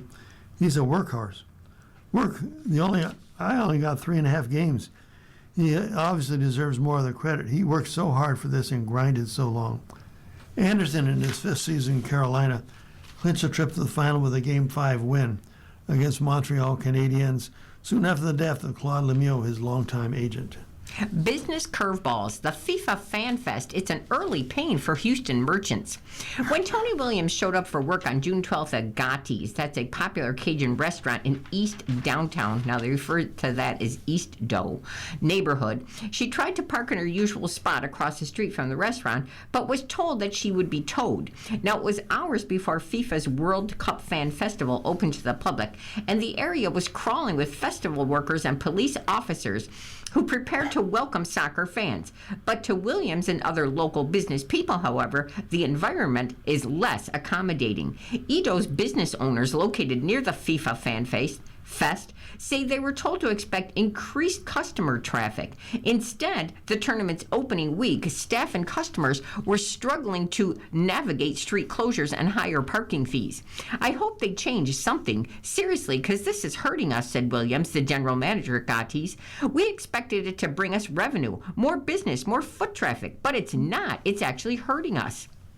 Employees at the Cofeteria, now that's a bakery and coffee shop, they were surprised to find the entire street in front of their shop's main entrance. It was closed to foot and vehicle traffic, reserved only for emergency vehicles. On June 11th, the very first day of the Fan Fest, police officers turned away people who tried to walk through to make purchases. The FIFA festival, it also adds obstacles for all these Edo businesses that have already been dealing with months of construction, from ongoing projects to expand the interstate and the downtown convention center. Patrons are avoiding the area altogether because they don't think it's worth it, says Brian Huki. Now, he's an owner of a Vietnamese restaurant there. Huki says while he believes the prescription is worse than reality, his regulars were down substantially at the start of the World Cup. Metered street parking in the area, it has been shut down, while parking lots, many of them had been privately owned, they hiked up their prices and they're charging $30 to $50 to enter. FIFA did distribute $5 parking passes to some businesses, but not all of them. Even if they do have parking, employees often have to arrive hours early for work and then leave later than they're supposed to because of all the road closures during the festival hours, and it's difficult to get in and out. FIFA officials and local authorities did share some security plans with some of these businesses ahead of time, they said, but they had received conflicting information because organizers didn't always communicate updates as plans had changed. Williams had said the fan festival erected tents and metal barricades blocking the path from the Gotti's restaurant to its grease trap building, where restaurants are mandated by the health department to dispose of their grease. And then nobody consulted Gotti's about this, he said, and employees now must ask someone to remove the barricades every time they have to go access their grease trap building. Now, this is Houston's first time hosting the World Cup, which will feature 7 matches at the NRG Stadium. Hokie said he encourages people to look at the road closure map that's posted on FanFest's website before they travel to Edo. I think it's a city's learning curve, he said. I hope that as we start to go through this process, there will be a little bit of a learning curve for our guests, and we'll get some of those to take a risk to come back and fight the crowds. As the World Cup continues, Edo businesses hope that the FIFA Fan Fest will attract more people to its neighborhood. He said he wants to make it clear that he does not represent FIFA or the World Cup, but he simply wants to find a better way to support local businesses during this tournament. We are really excited for Houston to be hosting the event, he said. We hope the city learns from the chaos of this event and that they could plan better in the future. Here's a column by Blake Topmeyer. The Sorsby saga is bringing out the worst in dumb talk. Just when you think this Brendan Sorsby saga couldn't get any dumber, Texas Tech coach Joey McGuire opened his mouth. At least nobody died. That's one rationale McGuire floated in support of Sorsby playing college football this season, after he trampled NCAA rules for years and wagered on sports, including bets involving one of his previous teams. Seriously, just stop talking. Stop pathetically trying to gaslight the college football ecosystem into believing it's perfectly normal for a quarterback who bet on college football to get to play college football after serving a measly 2-game suspension. I'd have more respect for Texas Tech if it just admitted it's relishing being the villain who wants to win at all costs, up to and including playing a quarterback who bet on college football. So as long as the judge says Sorsby can play, it'll play him. Because who cares about ethics and rules when a trophy and money are at stake? Just acknowledge it. Instead, Texas Tech's response to a judge ruling Sorsby eligible has been to position Sorsby as a victim of gambling addiction, rather than as a years-long blatant offender of one of NCAA's cardinal rules. Brendan Sorsby is recovering from an addiction. He's recovering, McGuire said. Good for him. I don't dispute Sorsby suffers from addiction, but why does his recovery need to include playing college football this fall? Amid the fallout of a judge's injunction that blocked the NCAA from declaring Sorsby ineligible, Here are the 8 dumbest quotes and justifications that come out of Texas. From McGuire, as a society, we've been okay with other things that happen and allowing players to play. This has been the one thing that has united people that we're against, you know? It's crazy because it's not murder. The top Myers response, what's crazy is the Power 4 coach would say out loud in public that, hey, it's not like anyone murdered someone here. Is that the standard at Texas Tech? As long as you don't murder anyone, you're good to suit up?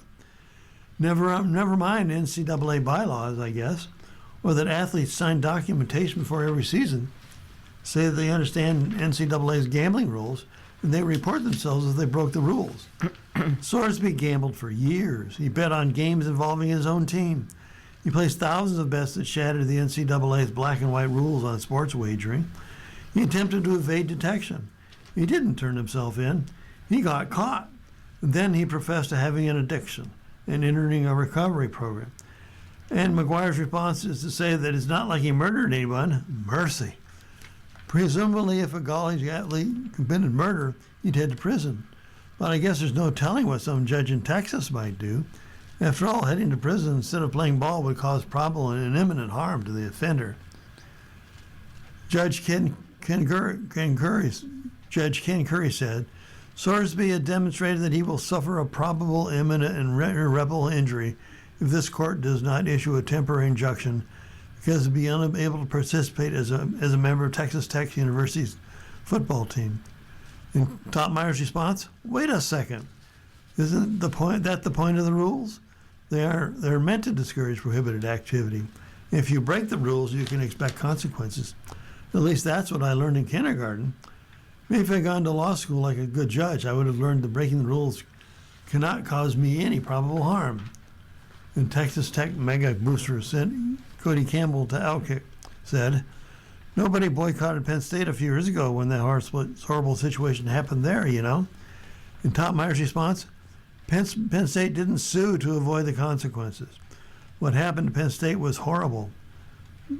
Pedophile assistant coach Jerry Sandusky preyed on children for years. And the university turning a blind eye is infinitely times worse than rule-breaking sports wagers. Penn State's full system failure is the worst scandal in NCAA history.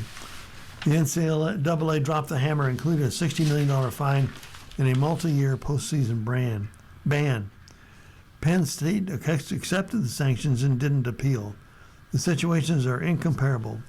Penn State cleaned house at the highest levels of the university administration and within the football program, including firing Joe Paterno.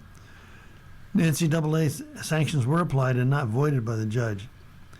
Campbell to Outkick. He said, the reason he's in trouble, it didn't happen while he was at Texas Tech. Top Myers' response, this is false. Sorsby, according to the court documents, participated in prohibited sports, wagering while a student at Indiana, Cincinnati, and after he transferred to Texas Tech. He used proxies to help him place bets after transferring to Tech. The university president, Lawrence Shkovanek, said, mistakes have consequences. At the same time, here's a young man with a dream and a vision to pursue a career. Top Myers' response, so long as you have a dream and a vision, the consequences should be mitigated. So let's talk about consequences. The judge says Sorsby can be suspended for 2 games against Abilene Christian and Oregon State. That's it. That's hardly a suspension. That's a 2-game vacation from playing cupcake opponents before the Big 12 schedule begins. Campbell said, the college football world doesn't think Texas Tech should be as good as we are. We've been a disruptor, and so we're a target. Top Myers' response, give me a break. Campbell amazingly pulled off saying this with a straight face. Who other than Steve Sarkisian had a problem with Texas Tech being good last season? Oregon certainly didn't mind Texas Tech being in the college football playoff. Nobody other than maybe a handful of rivals have an issue with Texas Tech's uprising. People take issue with an admitted sports gambling addict who waged on his own team's games, suffered the mildest consequences, despite his actions threatening the integrity of the enterprise. And you're listening to a reading of today's USA Today on our Niagara Frontier radio reading service. Our time is 1:14. We're still in sports, and we're going to go over to golf. Recovered from a 2018 crash, Cawley gets a first tour win. Bud Cawley had dreamed of his kids and wife rushing onto the green to celebrate his first win on the PGA Tour for too long to remember. Then, when it finally happened on June 14th, after tapping in for par, he already had tears in his eyes. Cawley birdied 4 holes in a 5-hole stretch on the back nine at TPC Toronto at Osprey's Valley's North Course to win the RBC Canadian Open for his first victory in 239 starts and 8 years after being involved in a single-car accident that derailed his career. So many events without getting a win, but with everything that our family went through when I was out, and then to have my first win when everyone's here, it's just perfect, he said. Cawley, who's 36, closed with a final round 5 under 65 in Caledon, Ottawa, for a 72-hole total of 17 under 263 and a 2-shot win over Matt Fitzpatrick. The three-time first-team All-American at the University of Alabama, Cawley was destined for stardom when he turned pro, and then he recorded 5 top 15 finishes and 11 starts to earn his PGA Tour status without even needing Q School. Now, his career has endured, though, more lows than highs. Back in 2014, he suffered a shoulder injury that required surgery. That was nothing compared to a tragedy striking on the evening of June 1st in 2018.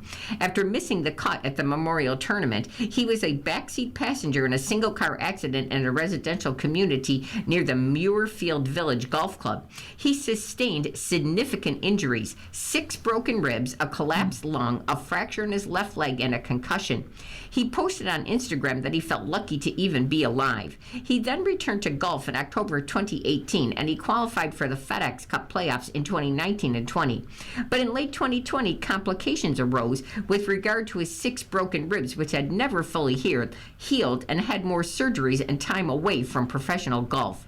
Out of the blue, my right side, it just started to hurt again. With his optimism for recovery nearly depleted then, he conceded there were conversations with his wife that if this doesn't work out, what are some other things that he could eventually do? But Cawley, he returned in 2024. He finished tied under 6, last place at the Players' Championship, the tournament he grew up attending as a youth, to return his PGA Tour card. And now he has finally lived up to his promise, and he can call himself a champion. He had his best day on June the 12th, shooting a bogey-free 63. On a saturated Sunday, when the skies opened up and the wind blew, he entered the final round trailing by 1 before making birdies on 3 of the first 8 holes, including a circle on card at number 5, to bounce back from a 3-putt bogey the hole before to make his presence felt. Still, he was chasing 54-hole leader Jackson Suber and Jimmy Stanger, who toured the front 31. Ending the 5th longest active streak on the PGA Tour without a win, he added his name to a trophy that dates back to 1904 with 4 birdies in a 5-hole stretch starting at the number 11. Fitzpatrick charged from behind with 64, and then he finished second, and his fellow European Ryder Cup teammate Victor Hovland carded 65 for a solo third. Suber suffered bogeys at numbers 14 and 15, and he posted 70 to finish tied under 4. But as a consolation prize, he and Jesper Svensson for 68 received the 2 remaining places available in the Canada for the British Open next month. Once I got the opportunity to start playing again, I told myself I was going to do everything the right way and give myself the best chance, Cawley has said. I put my wife through so much during all those dark times, and it's just nice to have a little success as a kind of a thank you, he said. The 1.7 million doesn't hurt either. Hamlin wins another at second home in the Cup Series. Denny Hamlin called Pocono Raceway like a second home, but at this point he looks comfortable everywhere. The Joe Gibbs Racing veteran extended his winning streak to a lifetime best 3 in a row during the Great American Getaway 400 on June 14th. He also moved into the sole possession of 9th place of the Cup Series victories list with 64 and remained atop Pocono's all-time leaderboard with 8. Even at 45 years old, when most NASCAR drivers are winding down or already retired, Hamlin is on an unusually great heater. It's certainly the best we've been, he said. We've come to the racetrack every week knowing that we've got a great shot to win. The team is just doing an amazing job, giving me exactly what I need in the car every single week and that's why we're winning. Series point leader Tyler Reddick finished as the runner-up at Pocono. Hamlin remains in hot pursuit, though. He now sits only 19 points back. Hamlin also became the second driver of the Cup Series season to enjoy a 3-race winning streak. Reddick opened 2026 with 3 triumphs in a row, and he still owns more victories at 5 than Hamlin with 4. Chase Elliott with 2 is the only other driver with more than 1. For the third week in a row, Hamlin started on the pole. He retook the lead from John Hunter Nemechek on a restart with 50 laps left. Later, after a quick pit stop from the front, he chased down Christopher Bell with 4 laps to go. And the final margin was 1.6 seconds. This is a team effort, giving me the fast cars, Hamlin said. The pit crew is flawless right now. We just got it all going. Nemechek led more laps during the Great American Getaway 400 than he had in any of his previous Cup Series seasons total. Through the first 15 races this year, he paced the pack for 19 laps. The 29-year-old ran up front for a race-high 42 circuits on June 14th. No one else notched more than 28. Nemechek parlayed that into a 4th-place finish, solidifying his third top 5 and tying his best ever. The last time he placed 4th was last August at Darlington. After he stayed stuck in the 20s from early March to early May, he has cracked the top 14 in 3 of the last 5 races for the Legacy Motor Club. And Trump's UFC White House event, it was unforgettable. President Donald Trump sat cage side. First Lady Melania Trump sat on his left. Dana White sat to the right. And fighters greeted him after their victories. Not a bad way to celebrate an 80th birthday. Unprecedented, controversial, memorable. It would be hard to forget the 12-plane flyover at the start, or the Joint Armed Forces Color Guard from the Military District of Washington marching, or the Zac Brown Band singing the national anthem. What first-time viewers learned and what veteran viewers relearned is that mixed martial arts is not for the weak or the faint of heart. There was no need for the judges' scorecards during the first 6 fights. All of them ended by knockout or technical knockout. How some of these men celebrated could not have been more different. Heavyweight Josh Hokett insulated Michelle Obama. Middleweight Mauricio Ruffy proposed to the mother of his children. Trump wore a blue suit and a white hat emblazoned with the letters appropriate for the celebration of the country's 250th birthday. So here are some of the highlights. Justin Gaethje, his name is Gaethje, I'm not positive how to pronounce that. He beats Topuria in bloody battle. Justin delivered in riveting and remarkable fashion. Justin, who is the American underdog, he stunned Ilia Topuria and won the lightweight championship in the main event at UFC Freedom 250 on the South Lawn of the White House. It was the first loss of Topuria's career, 17-1, and his face was battered almost beyond recognition. The cage-side physician called the fight after examining Topuria after the 3rd round, but Topuria said he wanted to fight, and they did allow it to continue. But Justin prevailed, and after he did, he celebrated with a backflip off the top of the octagon fence. Josh Hokett targets Michelle Obama in post-victory remarks. Josh might have hit a new low with his post-victory remarks. After beating Derek Lewis by 2nd-round TKO in their heavyweight fight, Josh began, "I'm man with the plan, the beast that's ready to feast. You know what, blankety blank, this speech." First, Josh shouted out Trump for holding the event. Then he acknowledged his Lord and Savior. Then things took a turn for the worse, though, much worse. "Now listen, Alex Pereira, I'm going to chama your mama," he said. And lastly, Michelle Obama is a man. Am I right, America? Now, the response from Joe Rogan, who conducts the in-ring interviews. "Ladies and gentlemen, Josh Hokett," Rogan said.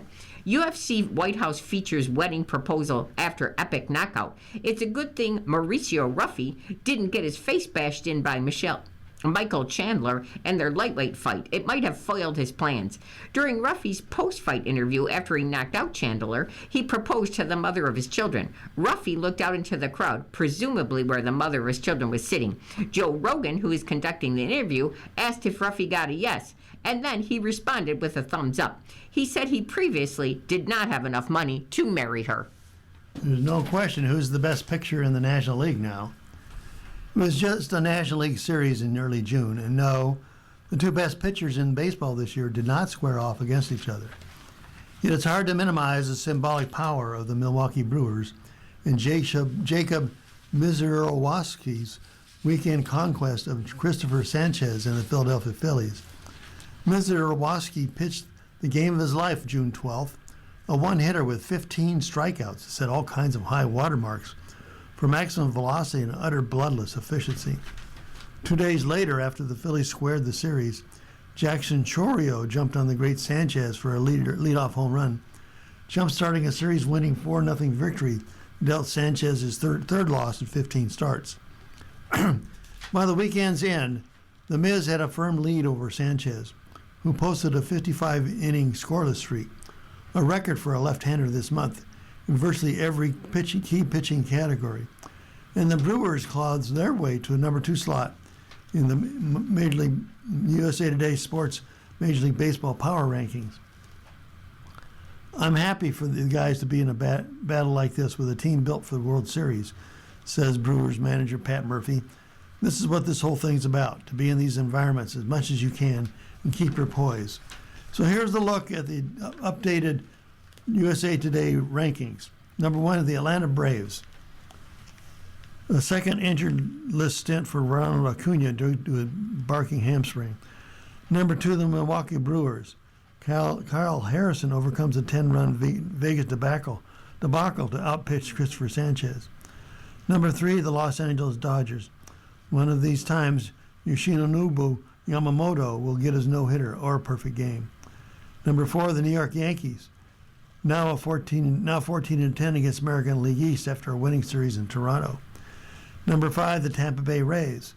Craig Kimbrell wobbly in his first 2 appearances off the injured list. Number 6, the Cleveland Guardians. How does one replace Jose Ramirez? You simply hope he's a fast healer. Number 7, the St. Louis Cardinals. Alec Burleson having the first half worthy of most valuable player consideration, non-Ohtani division. Number 8, the Chicago White Sox. They just took a series off the Dodgers. This is getting alarming. Number 9, the Philadelphia Phillies. Adolis Garcia's likely season-ending injury will have them scouring for outfielders in the trade market. Number 10, the San Diego Padres. What a week for Samad Taylor, first Major League homer and 9 hits and 8 RBIs. Number 11, the Chicago Cubs. Win 3 in a row for the first time in 5 weeks. Number 12, the Seattle Mariners. Should get the big dumper back this week. Number 13, the Arizona Diamondbacks. Gabriel Moreno's hot streak means 8 consecutive starts, 6 at catcher. 14 is the Washington Nationals, who are 8-1-1 over their last 10 series. Number 15, the Pittsburgh Pirates. Paul Skeens has given up 8 homers, nearly matching the 11 yield last season. 16 is the Toronto Blue Jays. Catcher Tyler Heineman, designated for assignment as Brandon Valenzuela. 17 is the Texas Rangers. Corey Seager missed his 3rd straight game with a mild concussion symptoms. Number 18, the Miami Marlins. Max Meyer gives 14 starts without a loss, longest streak to start the season since Tony Gonsolin in 2022. 19 is the Athletics. After 100-degree temperatures, rock-hard infield, and balls flying at altitude in Summerlin, Nevada, Yolo County never looked so good. Number 20, the Cincinnati Reds. A homer in every game from Noel V. March can't prevent a 5th consecutive series loss. 21 is Baltimore Orioles. 9-game West Coast swing seems to have a lot more sink than swim potential. And number 22, the Houston Astros. Mike Burrows has the highest batting average against second most homers given up. Number 23, the New York Mets. Sean Mania graduates to starter. No opener necessary. He earned it, says manager Carlos Mendoza. Number 24, the Minnesota Twins outfield prospect Tyler Fedko getting big league call-up. Number 25, the Boston Red Sox. Aroldis Chapman cashes in 29 consecutive save chances, tying a career high. Number 26, the Detroit Tigers. Weird return. Tarek Skubal beaten by Guardians, who lost 3 players in the effort. Number 27, the Kansas City Royals. Vinny Pasquantino has hamate surgery out up to 6 weeks. Number 28, Los Angeles Angels. Another physical malady strikes Grayson Rodriguez as he leaves start with a back injury. 29, the San Francisco Giants. Pitching staff ranked 22nd with a 4.52 earned run average. Not much pride indeed. And last is the Colorado Rockies. Chase Dollinger's UCL injury a major setback to pitching rebuild. And you're listening to a reading of today's USA Today on our Niagara Frontier radio reading service. Our time is now 1:29. I'm going to move you over to our lifestyle section. And first up, we're going to talk streaming.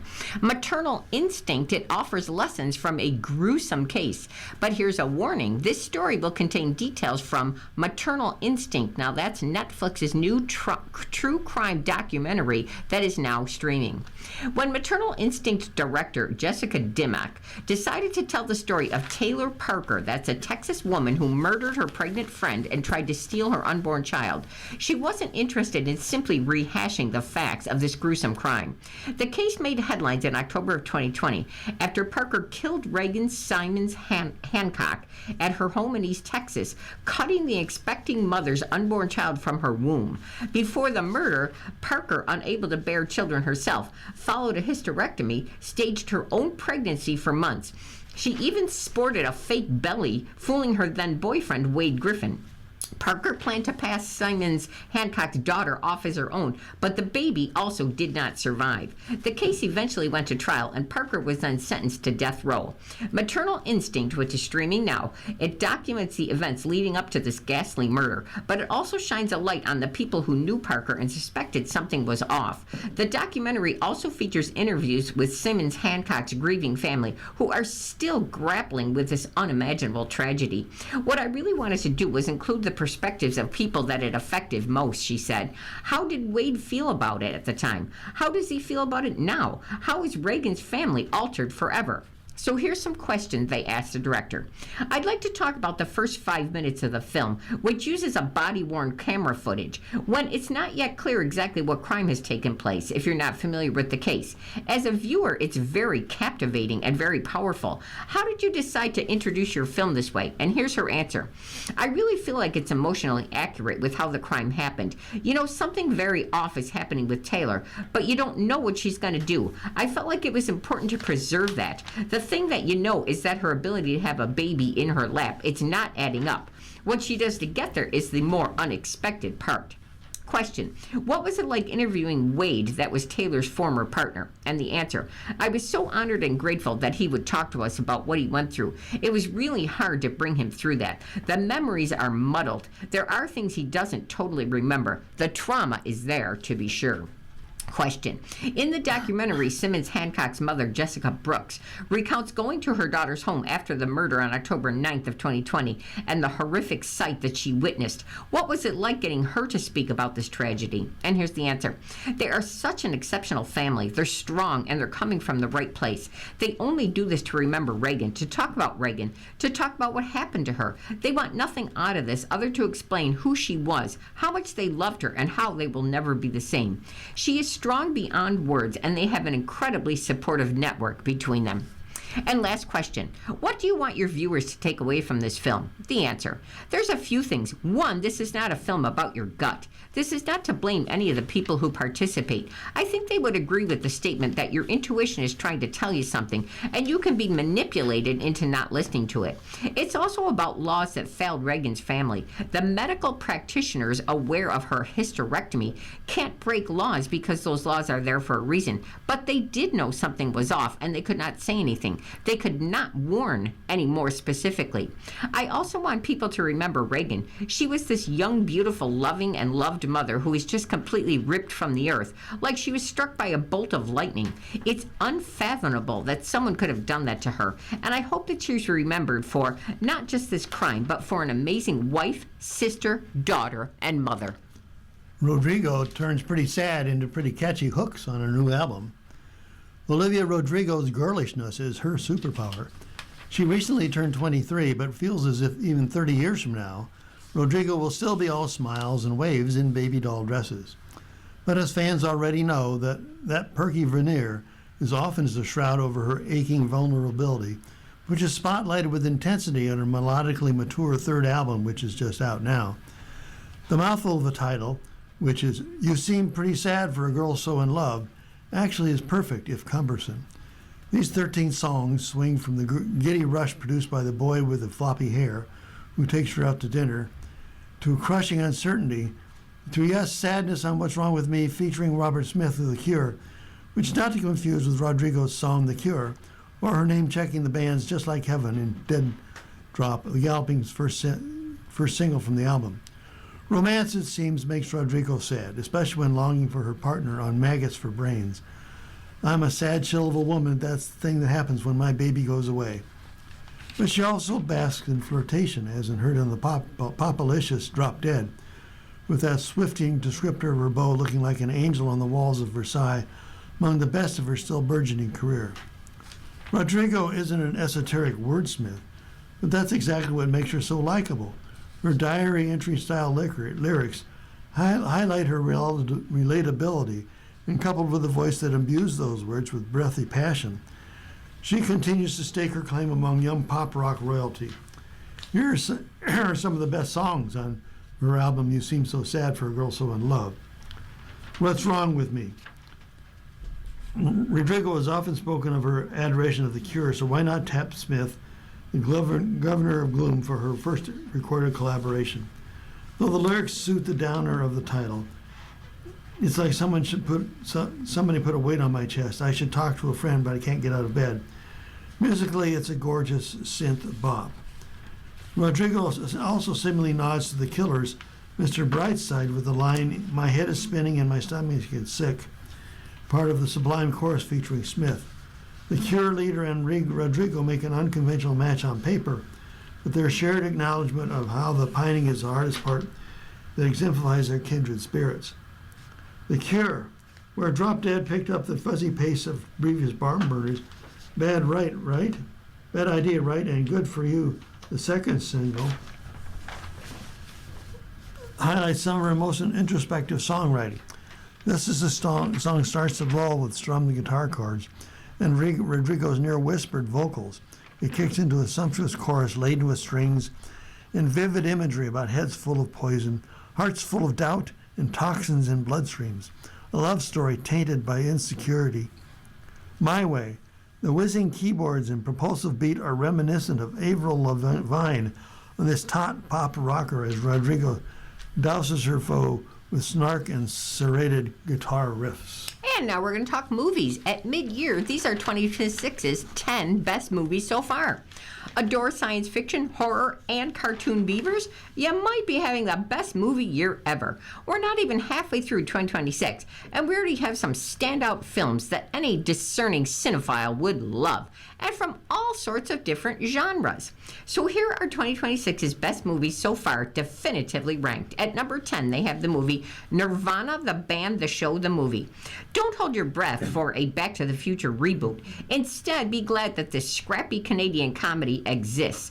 Continuing their cult TV show, Matt Johnson and Jane McCarroll played best buds who form a band in 2008 so they can play at a Toronto music club. Now, where can you watch this? Apple TV, Fandango at Home, and Amazon. At number 9, they have Pressure. Based on a true story, the World War II thriller tackles the intense days leading up to D-Day and the importance of a weather forecast. It's also a bold chamber drama with personal confrontations and stressful meetings. You can watch it in theaters now. At number 8, they have Wuthering Heights.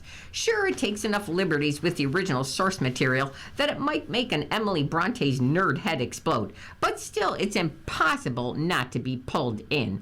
The childhood pals, they have a relationship that turns quite complicated as adults, where they have a torrid love affair full of betrayal and resentment.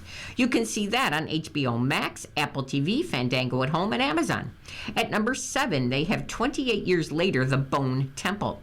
The sight of Ralph Fiennes absolutely rocking out to Iron Maiden honestly would make this list alone. But Nia DaCosta's dystopian horror sequel in the 28 Days Later series has that and much more. You can watch this at Netflix, Apple TV, Fandango at Home, and Amazon.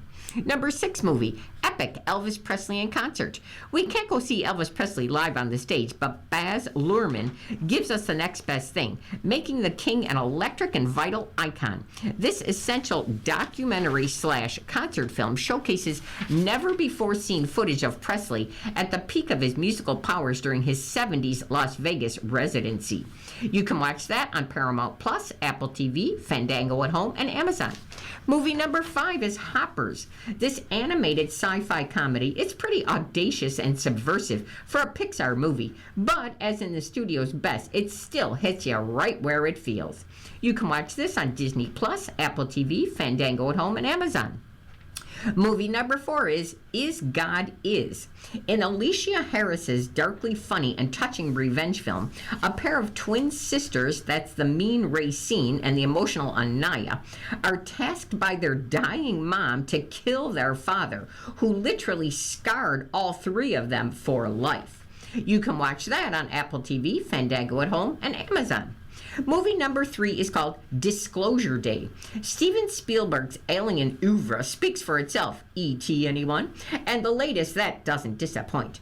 In the sci-fi chase thriller, Emily Blunt plays a meteorologist, and Josh O'Connor is a government whistleblower who are caught up in a decades-long conspiracy to hide a secret that could prove a turning point for humanity.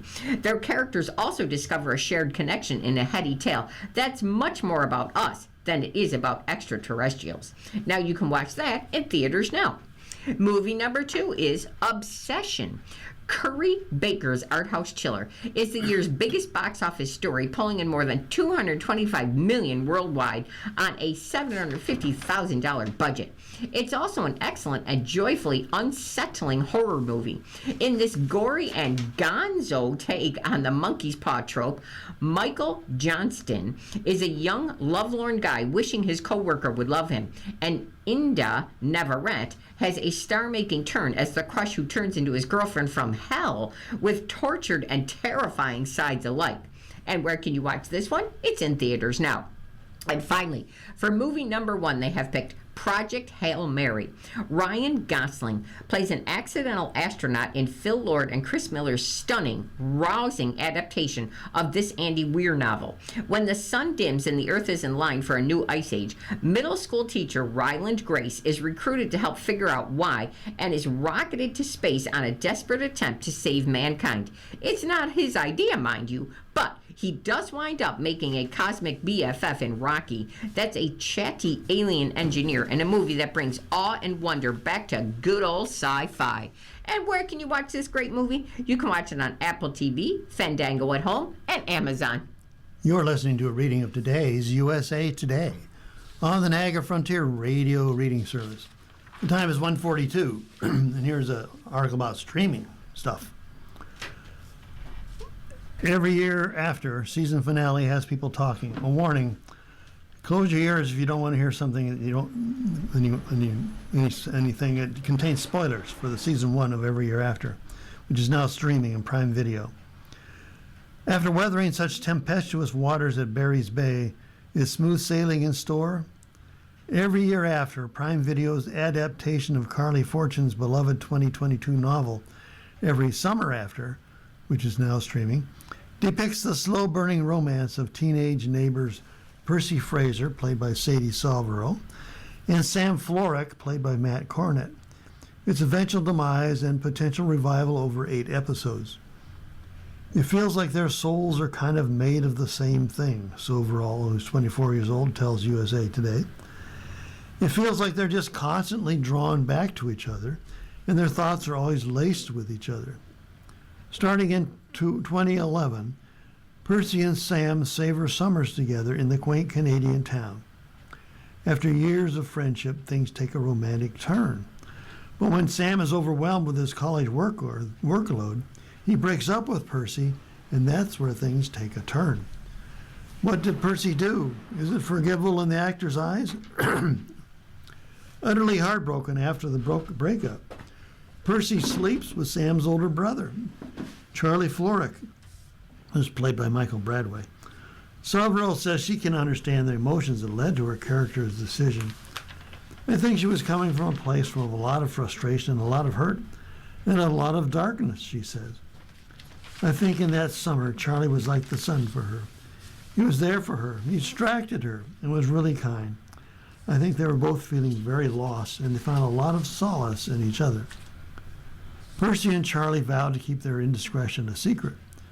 But it comes to light when Percy returns to Barry's Bay after being away for a decade to attend the funeral of Sam and Charlie's mom, Sue Florrick, played by Alicia Cuthbert. Sam's feelings return after spending time with Percy, and he breaks up with his girlfriend, Taylor, played by Roan Curtis, whom he thought he would propose to. When he tries to rekindle things with Percy, she comes clean, and Sam is devastated by their dalliance. The blow to Sam's relationship with his brother and his future with Percy immediately sends him into probably the darkest place he's ever been in his life. Cornett, who's 27, tells USA Today, he has a full-on spiral, and it's something that is really hard for him to pull himself out of and to move past. Do Percy and Sam end up together? In the finale, Sam and Percy have sex after his mom's service, but he quickly tells her they have no future. I do want so much to forgive you, Sam says, but I don't think I can do this. Attempting to reconnect might have been Sam's way of testing the waters, Cornett says. Being like, let's see if I can even attempt to try and have something without thinking about it, he says. I think in that moment it's still too fresh for Sam, and I think that he realizes that. Sam and Percy reunite later in the finale after she spruced up his mom's tavern bequeathed to Percy. You came home, Percy says. Two exchange wild smiles, but no further words. And what does the finale mean? Will there be a season 2? From Cornett's perspective, Sam comes back wanting to follow his heart. I think even though he's had this time to think about it and sit with the Percy and Charlie of it all, I think that he still is like, I can't get over this girl, and this is my person, he says. And I want to show her that I'm willing to show up and entertain the idea of a conversation and hopefully be able to start over and explore the opportunity of being friends again. Ultimately, Cornett says, the hope is that it may lead to something more between Percy and Sam. Ahead of a second season, which has yet to be green-lighted, Cornett is hoping for a reconciliation between Percy and Sam, one that portrays a rebuilding of their friendship. I think they both have hurt each other in different ways, and so I think that those conversations need to be had, he says, noting that they also need to discuss starting from the beginning and starting somewhere fresh and new and creating a new version of who Sam and Percy are going to be. I think that they need to be friends again first, Cornett adds, before they can even entertain the idea of fully diving into loving each other again. Savaril is on board for things heating up down the road. Oh, absolutely, she says. I think they're meant for each other. Spider-Man spins a new web in USA Today Play comic. The Marvel partnership takes superhero to our digital hub. The Daily Bugle isn't the only newspaper that'll give you a fill of Spider-Man on a regular basis. USA Today and Marvel Comics have partnered to provide USA Today's Play digital entertainment hub with access to the most popular comic book characters in the Marvel Universe.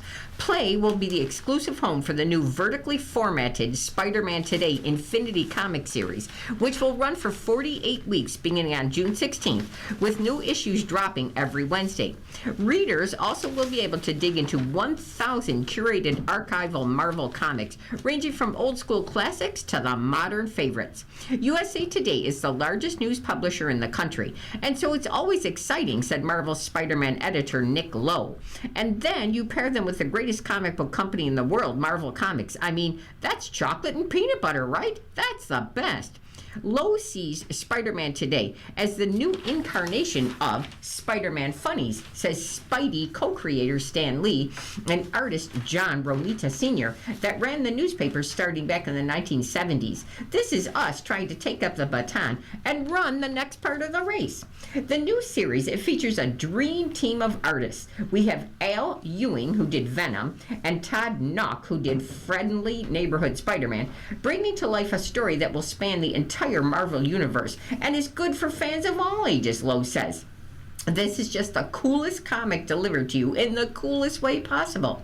The first cover for Spider-Man Today. It features not only the iconic web slinger, but also several familiar faces for Marvel lovers. The Incredible Hulk guest stars in the first arc, while Hell's Kitchen favorite blind superhero Daredevil, he stops by in the second arc. The series will also feature Wakanda and its heroine Shuri, plus X-Men such as Cyclops, Jean Grey, and Storm. We wanted to make sure that we were reaching out to the entire country, really the whole world, and bringing in characters that everyone knows and loves, Lowe says. And there's no better foil for all these characters than Spider-Man. He brings out the best in everyone. And yet, why does everyone hate him so much? I don't know. He's the best. It was also important to Lowe that Spider-Man Today be the easiest springboard possible for comics curious new readers, because Marvel has been publishing Spidey comics since 1962. Amazing Spider-Man number 1000 is coming this September. Lowe is frequently asked where newbies should begin.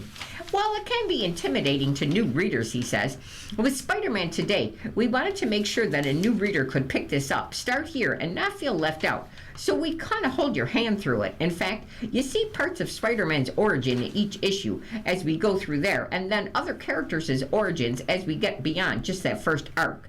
We wanted to make sure that this entry-level comic was a welcome at saying, come on in, the water's fine. And best of all, once people get hooked, the next chapter is just around the corner.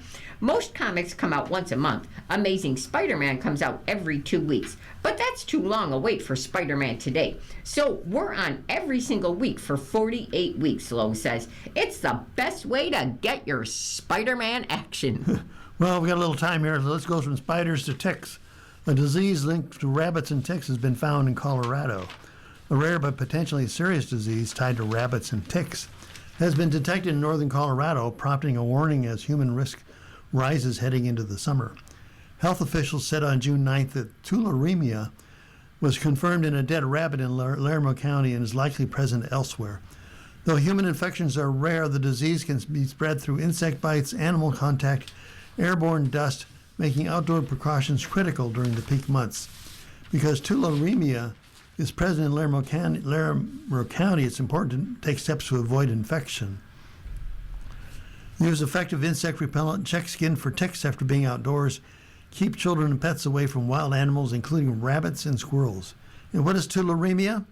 Tularemia is caused by bacteria often found in rabbits and rodents, according to the Center for Disease Control and Prevention. The disease can be transferred to humans through contact with infected animal tissues, as well as inhaling contaminated dust or drinking contaminated water. The disease can also be transmitted to humans through ticks and deer flies. How rare is it in humans? According to the CDC, tularemia is a relatively rare disease in humans. In 2023, 196 cases reported in the United States. But the rarity is not always the case. In the middle of the 20th century, the United States hovered around 1,000 cases per year. How do you prevent it? Well, if you're in Colorado, take these steps. Wear gloves while gardening and wash your hands before eating and touching your face.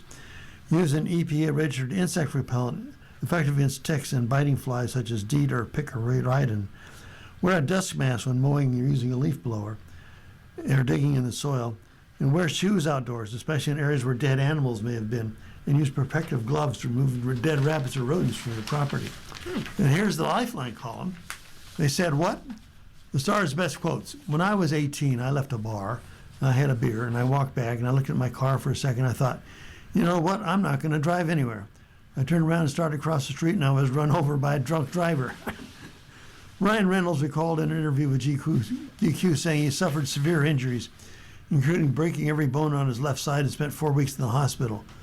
The Deadpool actor, who is from Canada, with a drinking age is 18, lamented, I got run over by a drunk driver after making a firmly positive and wise decision for an 18-year-old male. It's your birthday. Who's celebrating today? Author Joyce Carol Oates turns 88. Singer Billy Crash Craddock is 87. Singer Eddie Leverett of the O'Jays is 84. Trumpeter Tom Harrell is 80. Trombonist Tom Bones Malone of the Blues Brothers is 79. Singer Gino Vanelli is 74. Actor Laurie Metcalf is 71. Singer-actor Danny Burstein is 62. Actor John Cho is 54. Model actor Missy Peregrine is 44. Singer-actor Diana Guglielmo is 39, and actor Anna Cathcart is 23. And the horoscopes. Aries, emotions and thoughts align today. Are you able to express what you need and value with more assertiveness? Taurus, actions speak louder than words. Go beyond thinking about it and put your ideas into motion.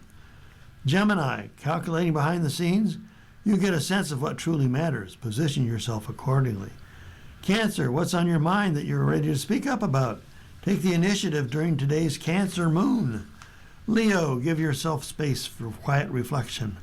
Are your life goals moving in the right direction? Draw up a progress report. Virgo, what do you envision for your future? Fantasize about what lies on the horizon. Libra, what goals are you ready to invest in? Listen to what your heart is drawn to. Scorpio, engage with someone who challenges or expands you. Can working in a partnership help you get to the next level? Sagittarius, intuition helps you get to the bottom of a complex matter. Are you finally able to read between the lines? Capricorn, what's a fun way to bring play into connection? Relationships thrive when needs are shared.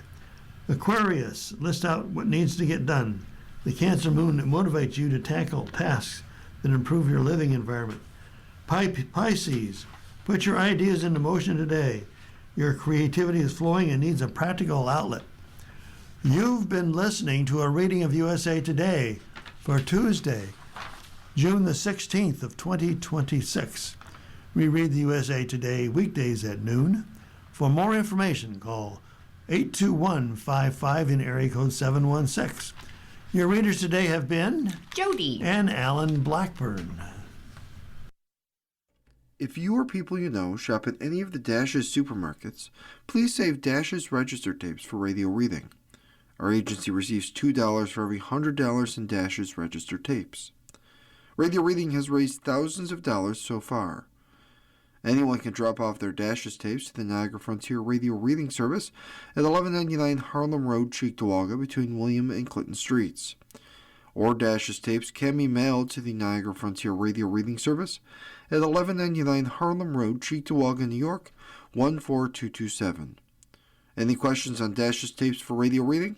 Call us at 716-821-5555, and thanks for caring.